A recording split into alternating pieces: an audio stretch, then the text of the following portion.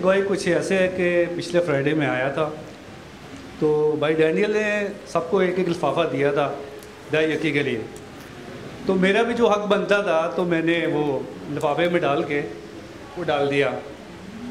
तो संडे का रोज़ मुझे कई मार की तरफ से कॉल आई कि आपका कुछ सर्टिफिकेट है वो आपको मिलेगा। तो मैं खुदावंद का शुक्र किया, खुदावंद तूने तो फ़ौरन मुझे रिजल्ट दे दिया। वो मुझे तकरीबन दुगना मेरे को खुदावंद ने मुझे दिया है, और सर्टिफिकेट भी मुझे खुदावंद ने दिया है, और कैश भी डबल दे दिया मुझे। मेरी गवाही है।